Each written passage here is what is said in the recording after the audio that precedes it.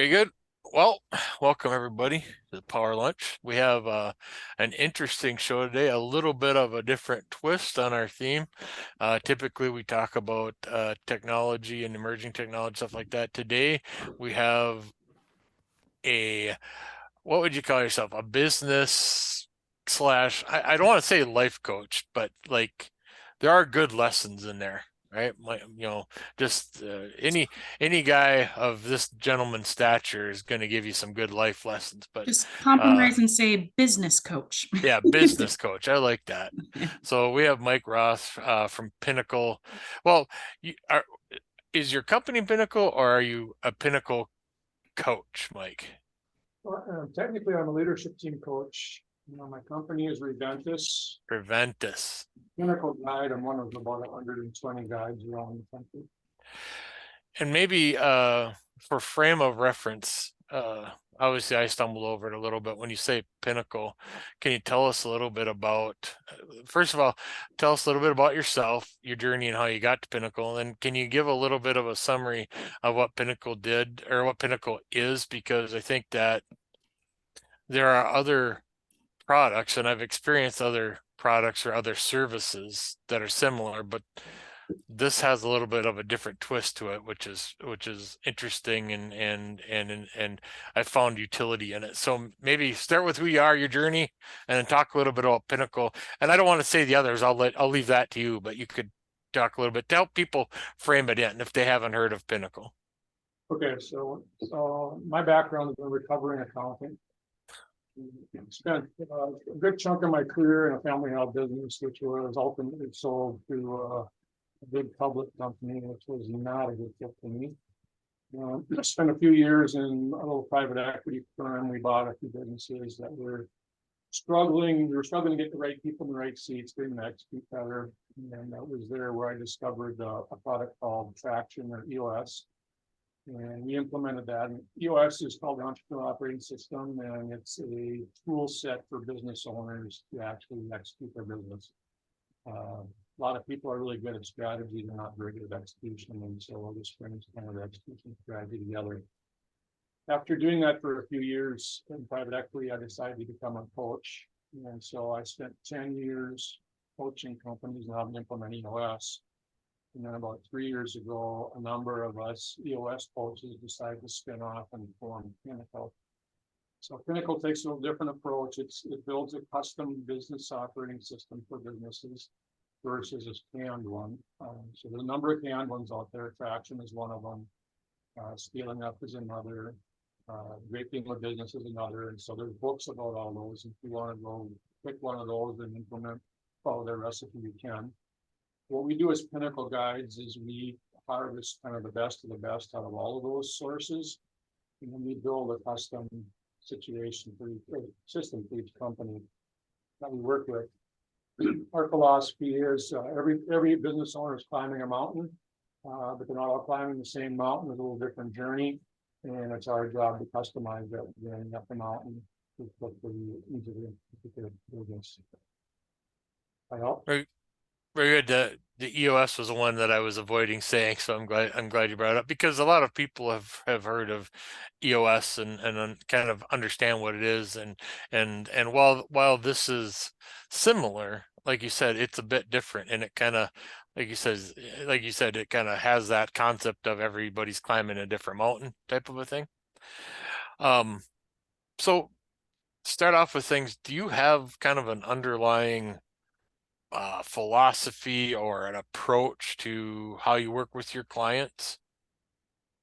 Yeah, the underlying philosophy is we start out, we call it a base camp, but it's like if you were climbing a mountain, the first thing you would do is you would have a guide that would probably work with you to climb the mountain, and you do a base camp and you kind of make sure everybody has the right tools and make sure you have the right team to climb the mountain. So what we do with any client is we'll do a 2 to 3 day base camp.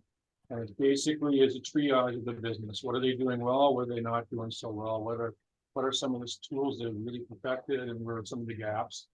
And basically what we're doing is we're assessing where the team is at. And then from there, we're going to customize the journey. We're going to pick some different, depending on where the strengths and weaknesses of the company are, we make the different tools. we start early with, and then we build them later. So that assessment kind of gives us as a business, like a baseline, kind of gives us a starting point to understand. And I've eaten our own dog food here in some ways, that we've used you to help us with things. And I have in my mind what I think is the thing that stood out most that I value that you provided. What do you think is the most valuable thing that you provide when you're talking to a business? And profitability and those types of things, we'll set that aside for now. But what do you think, to you, what do you think is the most valuable thing that you provide when you're talking to a business or an organization? I think in a nutshell, I provide a couple things. I'm a teacher, facilitator, and coach. So I can teach some tools to the team. I can facilitate the conversation, and I can coach the team around some of the bottles and the and in a nutshell, what I bring is a structure and a discipline to help teams execute. Right. The happy matter is most teams don't have a structure, have hard conversations to put together building blocks to execute. And so I bring that to the table, the ability to facilitate the process. I was going to say, from my perspective, one of the things that I really noticed about you is that you help hold those strong personalities, maybe those people who are, leading other people, but you help hold accountable. There's an accountability piece that you really help with, and kind of taming some of those wild horses, especially with entrepreneurial people. A lot of times they'll hold everybody accountable except for themselves. And I think that one of the things you do is you do a great job of holding people accountable, or having them hold themselves accountable in a way that isn't that the person doesn't see red. It's not offensive, it's not angering. You present in a way that really helps that person. I guess the best way to describe it is hold themselves accountable. I think that's a big value add, because a lot of times it's kind of like emperor's new clothes. When you're a business leader, you spend your day, conquering and leading and rah, rah, doing those things. And sometimes you forget to hold yourself accountable. So to me, that's a big thing that you add, is that concept of accountability. And the business leader's got to be looking for that for it to work. So most organizations are going to hit a ceiling or a wall at some point. So some level of growth, some frustration, we're growing like crazy, but the bottom line's not growing. We're having trouble getting the right people to execute the things I want them to do. And typically it's because the visionary owner has it in their mind, but they never really communicated it well. And so we have tools to help them articulate what they want and get clarity around it. But like you said, if the owner decides they don't want to be accountable to the process, they can't either. Right. So, with that,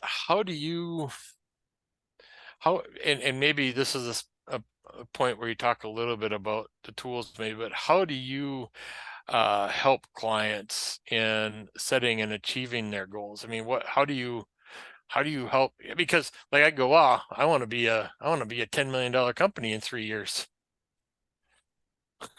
Okay. And so that's just casting it to the wind.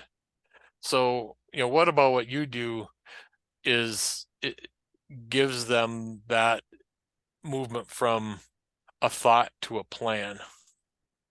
Well, the first question is that realistic? So we take a hard look at where things are at today, have a conversation about, okay, pull a number 10 million out of the air. Is that realistic? And by what means could that be realistic? And so if we can get a picture in our mind of what a $10 million organization looks like 3 years, see how far we are away from that, then we can go back and say, okay, once we're clear on that, we can go back to the 1 year plan and say, okay, what has to happen this year to make that a reality? What are some of the big goals we need to execute this year? And then from there, we break it down to quarterly goals with rocks. So basically, the short answer is if we agree that the vision is achievable in 3 years, then we're gonna figure it out 1 quarter at a time. And the accountability comes in when we set those milestones each quarter. We've got to hit those, and if we don't, have to have a hard conversation about why we're not realistic. So do you ever encounter situations where you walk into a room or in a virtual call and everybody's sitting there with their arms crossed and nobody wants to talk? How do you get, because the information that you're talking about, well, I don't want to say it's, deep, dark, private, secret stuff.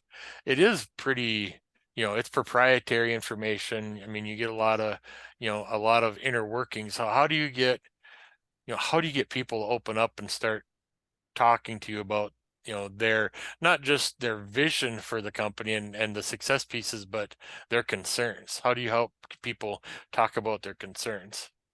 Well, every client is different in that regard. So one of the things we do with Pinnacle that's different from what I was doing in the last is we spend a lot more time on building team health. And so the foundation of team health is trust, and we got to build trust in each other. So if I walk into an environment that has had a dictatorship, it takes a little bit more time before people are going to open up and trust that they can do that. On the other hand, a lot of times the owner's asking for it. And if the owner's openly asking for it and I'm facilitating it, then we make sure, we state when we're in the room, we're in the dojo, this is a safe place. Nobody has any stripes on their shoulder. Everything that's said here stays here. We're all focused on the greater good. And as long as it doesn't become a personal attack, anything is fair game. Right. It takes some coaching and some time to get to know each other sometimes. Some teams are really good out of the gates. Philosophically, we believe 80% of what teams need to do, they have in their head. Problem is they're not on the same page. They don't have the same vision. There's really rarely ever a need to have some kind of a consultant guru come in and tell you how to run your business. You know your customers, you know your products better than anybody. We just need to have a conversation and agree on what the next steps are. Right. Can you talk a little bit about, we've kind of talked, about the extraction of information stuff. Can you talk a little bit about the tools that you use in that process? And I know some other methodologies may be a little bit form based. Can you talk a little bit about the actual tools that you use where the rubber meets the road and kind of go through? Are there different phases that you think about, or how what are those tools like? Well, we have what we call an endless toolbox. So there's 80 plus tools and counting.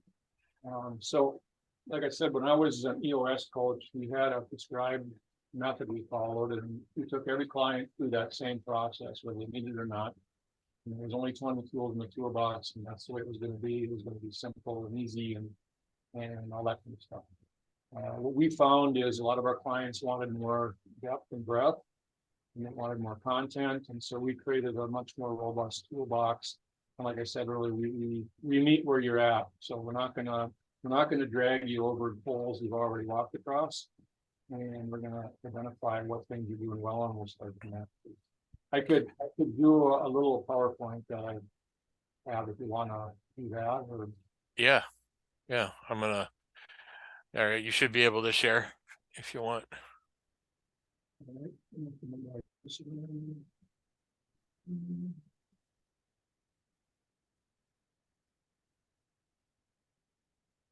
You seeing my screen now? Yes. Okay, so this is a presentation I did in Wisconsin.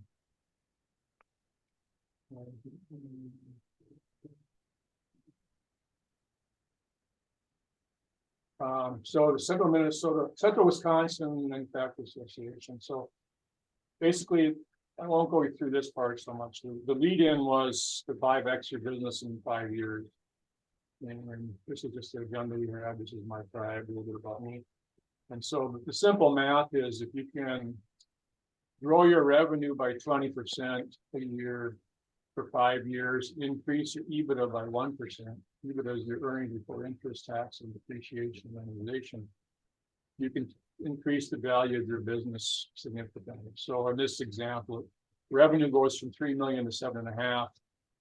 Bottom line goes from 900K to 4.5 million, or the value, I mean, goes from 900K to 4.5 million, assuming a multiple of 6 times EBITDA, which is kind of a average.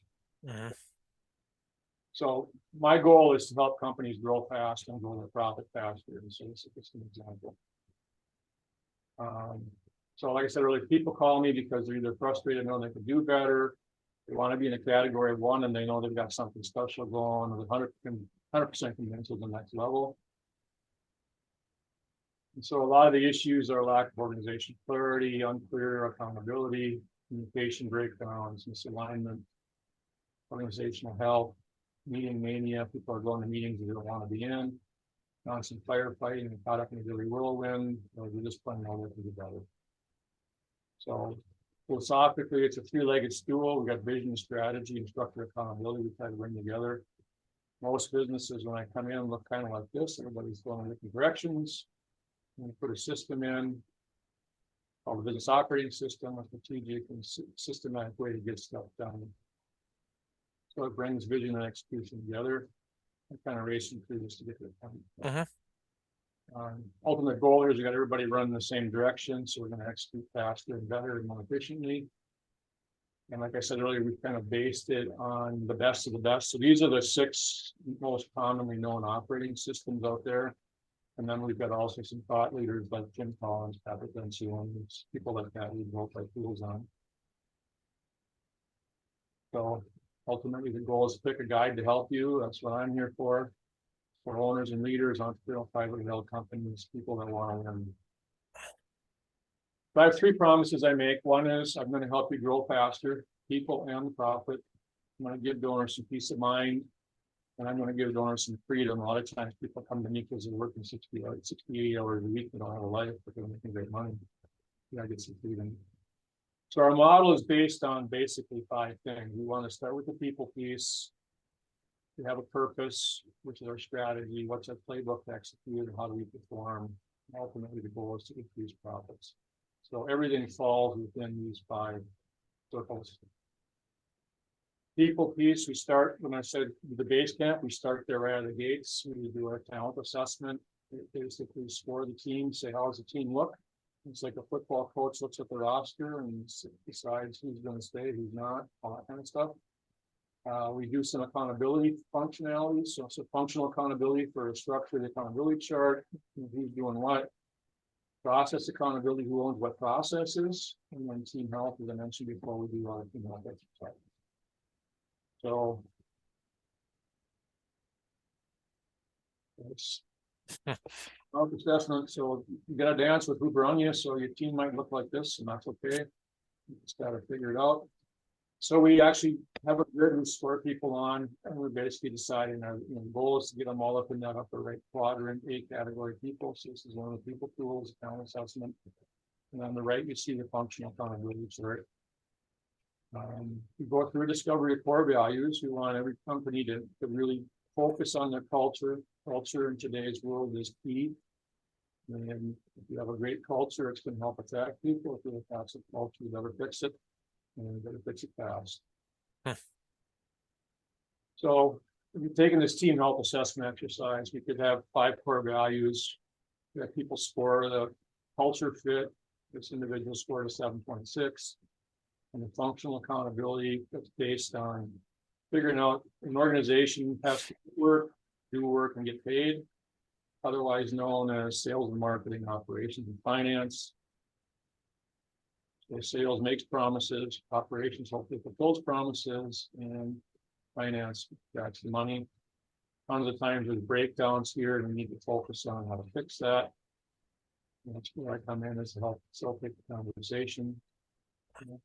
Want somebody to run the business, we call it second command, because usually the owners are more of a visionary.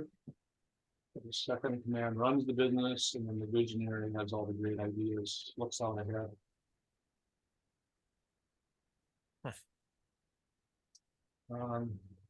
So accountability for a seat, you go through every seat in your org structure and say, okay, what's the function? Pick one, sales management. Anybody in management, the first most important thing to do is lead and manage people. We got to keep the people happy, and we got to grow the people. In sales, Obviously, you want to achieve revenue goals and KPIs. Want that person to own and lead the sales process and hold people accountable. Get new client satisfaction and forecasting forward. So that's an example to see. So when we score somebody on this, see how they're doing on that. And then we plot them on this grid. So 7.6 in culture fit, 6 on productivity, so they'd be in that 8 potential bucket.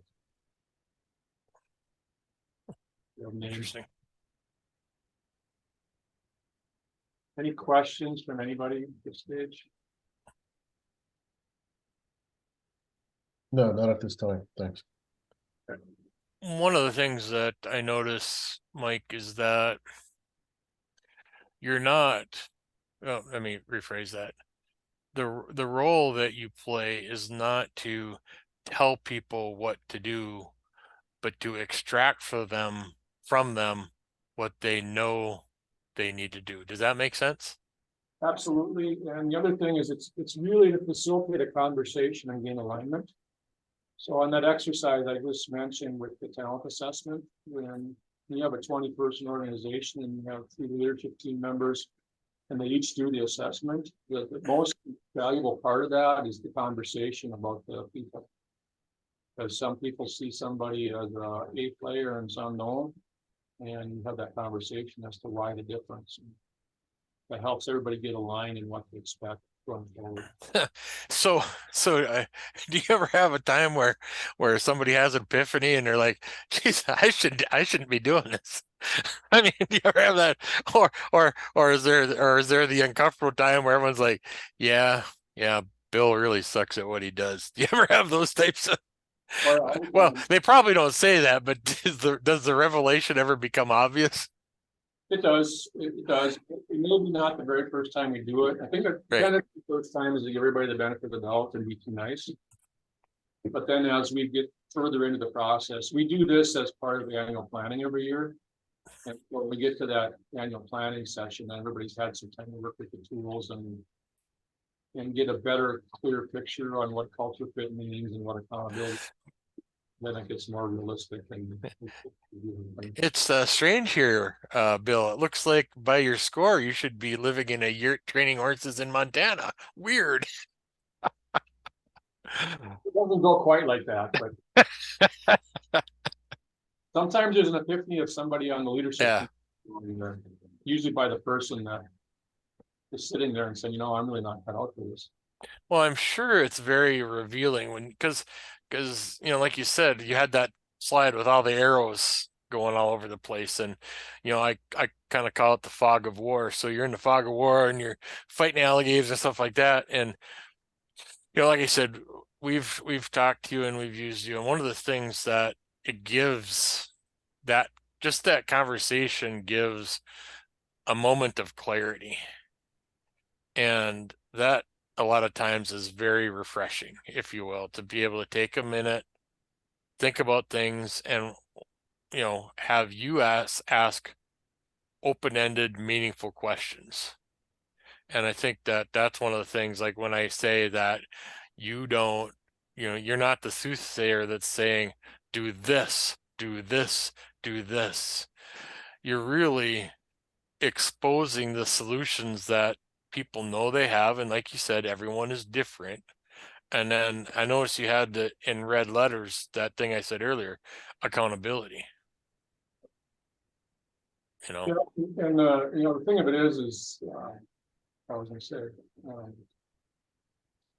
the light bulbs go on in the conversation, and I facilitate it. I don't tell people what to do. I might have a sidebar sometimes if the team's not gelling or if it's not coming out and I'm seeing it. But typically I can facilitate it out in the session.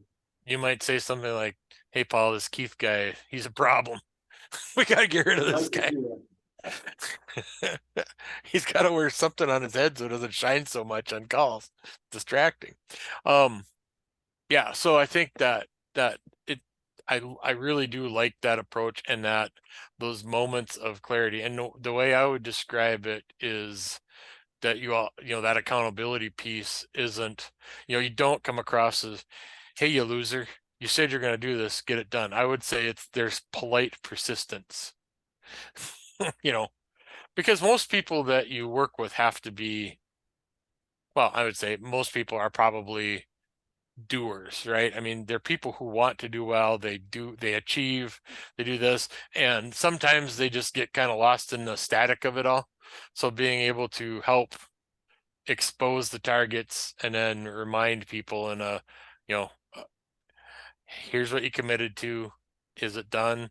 Let's get it done. Those types of things, I find that to be a helpful thing for, at least for somebody like me. And part of it's just getting a reality check. So as human beings, we tend to probably think we can get more done than we really can. Especially when gets outside the day-to-day. We call the day-to-day the whirlwind. Mm-hmm. And when we set quarterly initiatives that we call rocks, sometimes people get really ambitious on those. And then we get to the next quarter and, 1 out of 3 or 1 out of 4 is done. We have a conversation about that.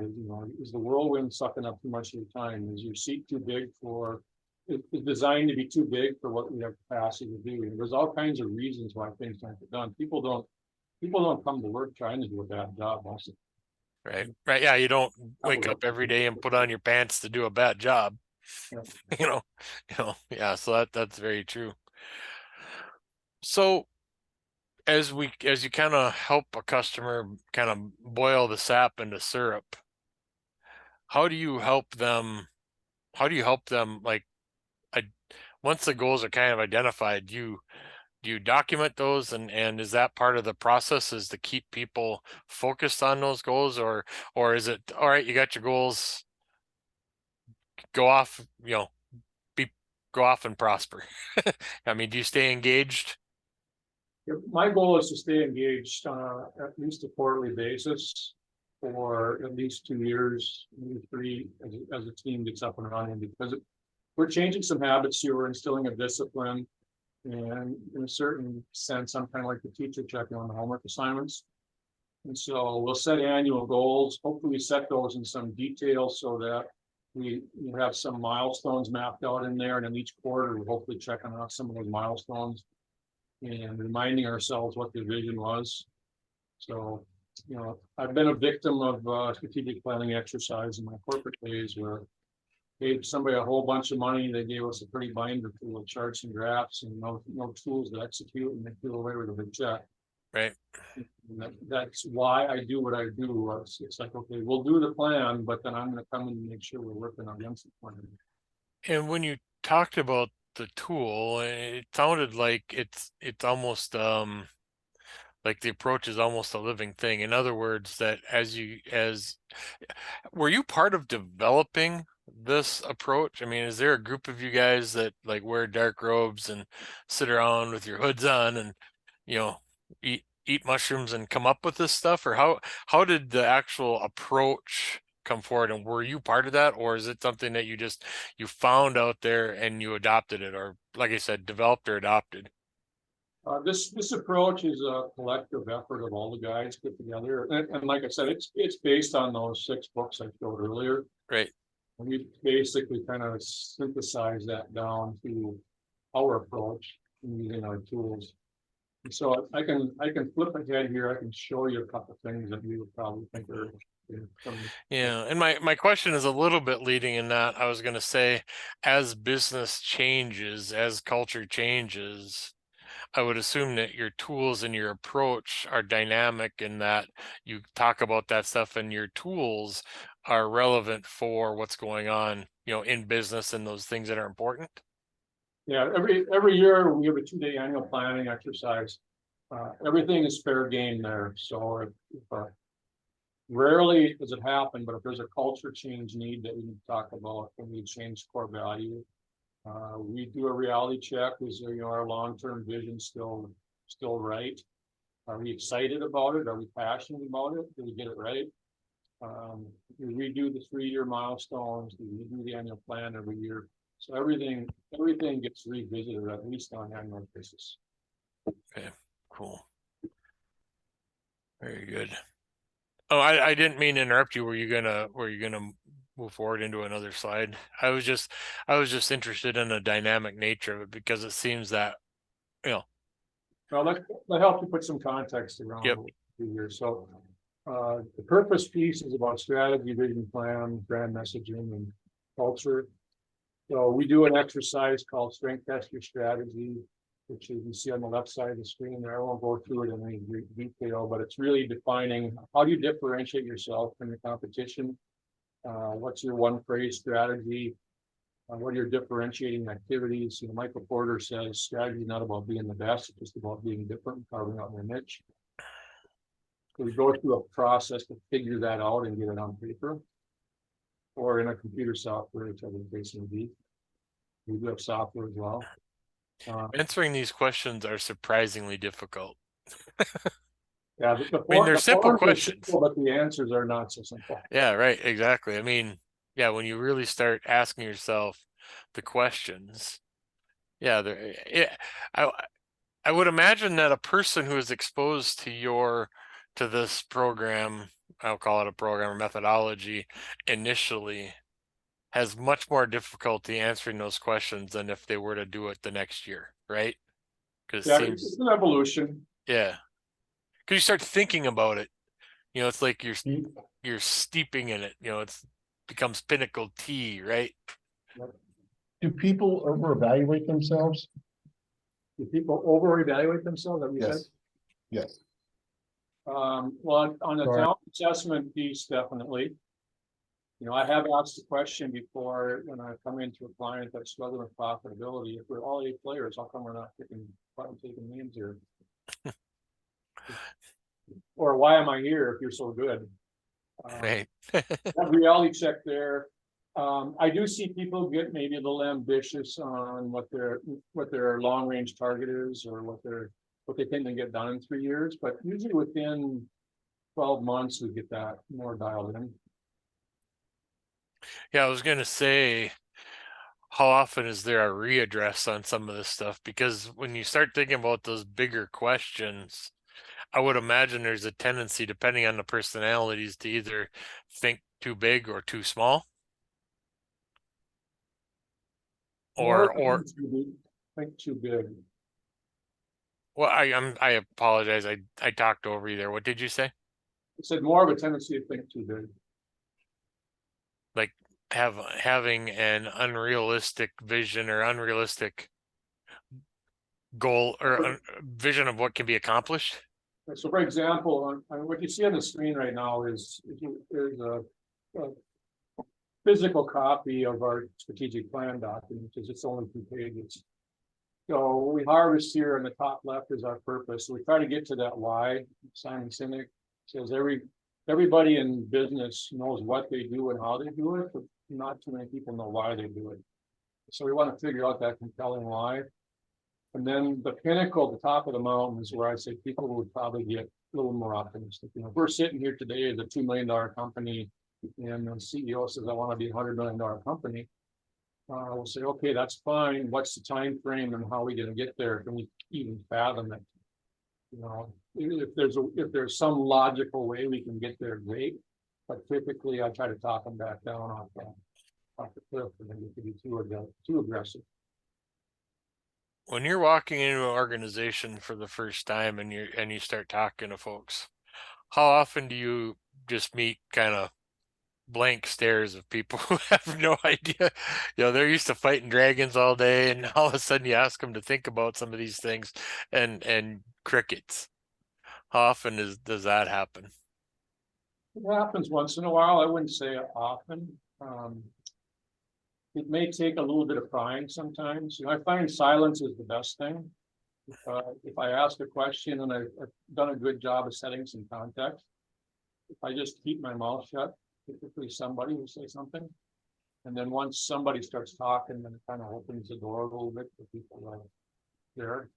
You know, some teams, they'll look to the leader too much for everything. Are you watching for people to they look at this guy before they talk? Yeah. Is he gonna punch me in the face if I say something? But sometimes we have to do something a little not deceitful. What's the word? little tricky, sometimes I can tell people aren't open. So I'll tell them, go a piece of paper out, so let's write down 3 things that you can't talk about in this room. When they write them down, I'll say, okay, there's our problem, we should go talk about anything in here. My least favorite icebreaker when in a business setting is when we have to do trust falls off a ladder, because people very rarely catch me. You don't do I look for a valiant attempt. Okay, very good. Very good. If there was one thing that you would want people to understand about the value of this, did you call it a methodology, this approach? What, I don't want to insult anybody, but how would you even describe this? And so how would you describe it, and what would be the one most important value statement about it? Where is the biggest value? I would describe it as a process. It's a customized process for you as an organization to execute your vision. Mhm. And the real payback is, my fee is, first of all, it's guaranteed, so if you're getting value, you can keep your money. But my positioning is you're gonna get way more out of this than what you're paying me. You're gonna get an executive on your leadership team coming in once a quarter that's not immersed in the whirlwind. It's gonna ask some of the hard questions that either you're not seeing because you're in the whirlwind, or maybe you're afraid to ask. And I'm gonna facilitate a process that's gonna get you to execute better and be more profitable. The ROI on this is really good. Right. Well, yeah, I have to imagine there's tremendous value in bringing clarity to an organization, and that, a lot of times we're our own worst enemies, and it has to do with the loss of clarity. So helping with that clarity piece seems to be tremendously important. Like you say, the first thing, why are we doing what we're doing? Well, why am I getting up every morning and putting on my pants and going to work? Well, as far as putting on my pants, going to work, right? One of the things that I find fascinating, I'm doing this for over 13 years now. And that whole conversation about the accountability chart, the structure of the organization, who's doing what they're accountable for, is one of those things that I find most companies have never done. They've just kind of evolved, and we get in conversation and find out 2 people in the room think they're all doing the same thing and nobody's doing something else. And you just get tons of organizational clarity out of that exercise, and that gets locked down within 60 days, and people get tons of value out of that. Yeah, think about if you were, I'm going to use a goofy sports reference, but if you were an NFL football team and you have 2 teams on the field, one team has a playbook and the other team is just kind of drawing it up in the dirt. How the difference in performance. The one might get lucky and it might be more interesting to watch, but the production piece of it's going to be with the guys with the playbook, unless it's Brett Favre, because Brett Favre is an alien, but in that regard. But anyway, I think that it is that concept of having a playbook, and the way I kind of describe it in my past lives have been being on purpose instead of being on accident, right? And it's that kind of, when you think about answering those rocks type of a question of why are we here, what's our purpose, that really helps you kind of narrow down the rest of it and into roles, and why what's my role here, and those types of things, and how do we best serve our common target. Well, it also helps too when new ideas come up or new opportunities come up, do they fit what we're trying to do here or not? Sometimes there's really cool ideas that come in that take your eye off the ball and really distract from the business.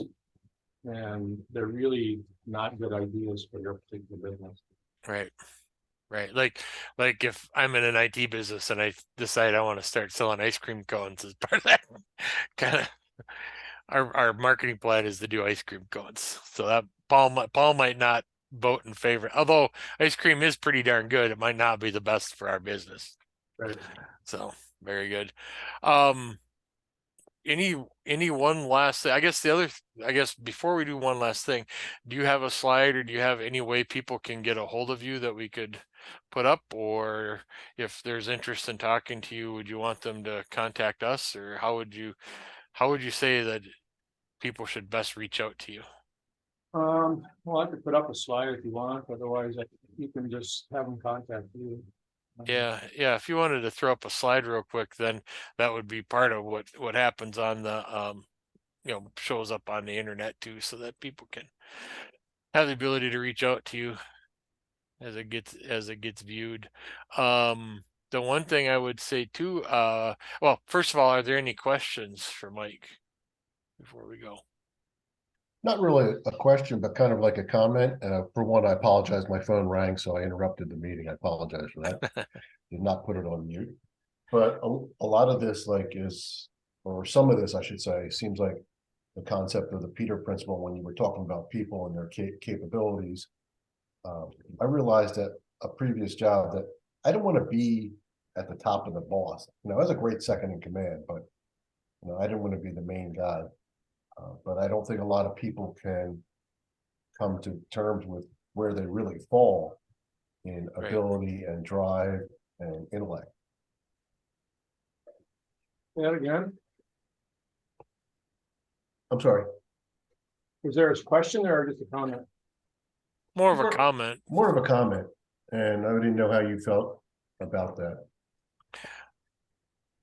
About people realizing kind of their Capabilities. capabilities, their lot in life. I mean, maybe I'm not designed to be CEO. the CEO type material.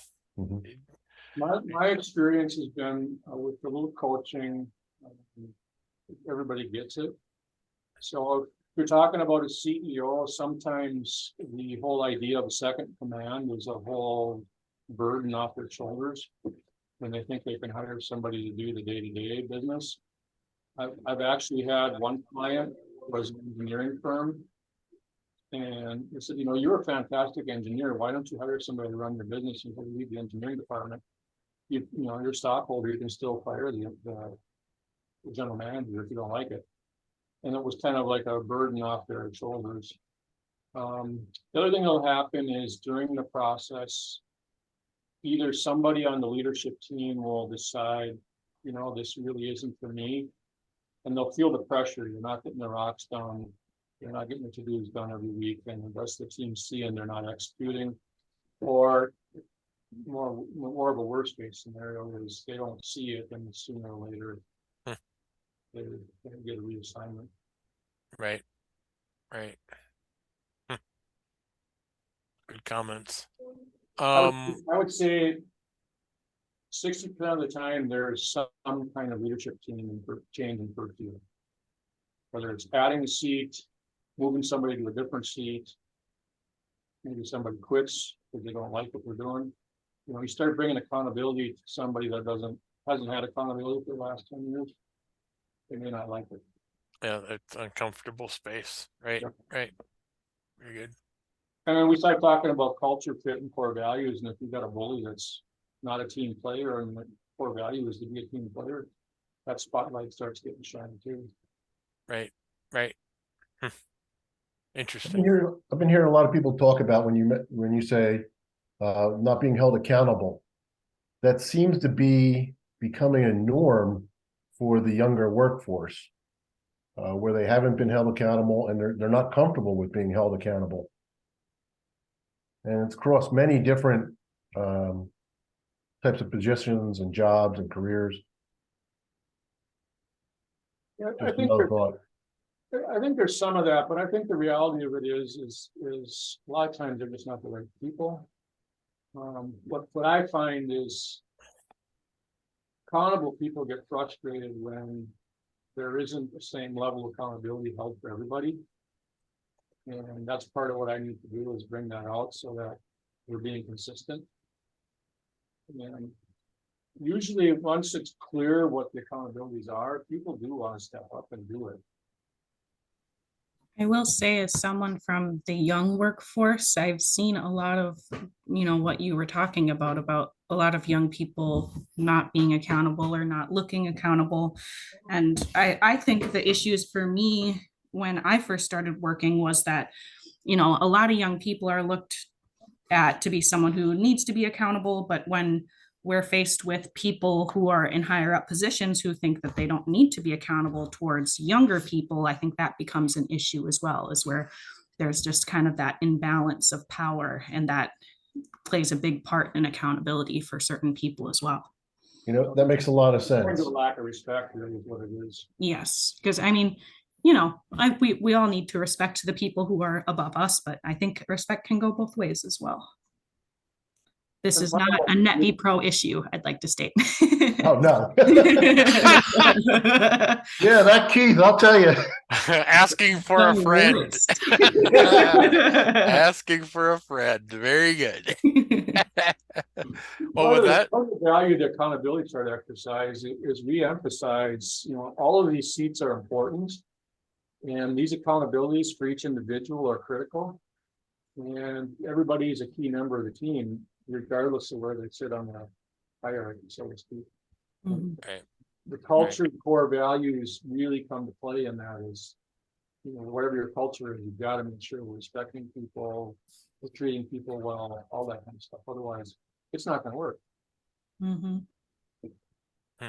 Interesting.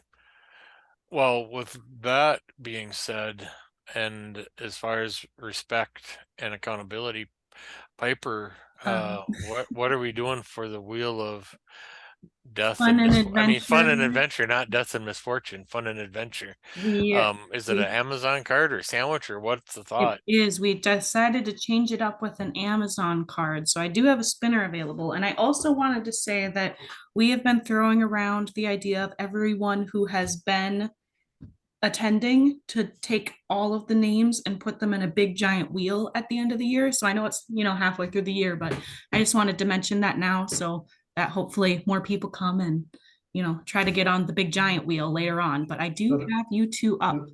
The giant wheel wins you a Corvette at the end of the year? Yeah, is Paul? I thought it was a NetV Pro card winder.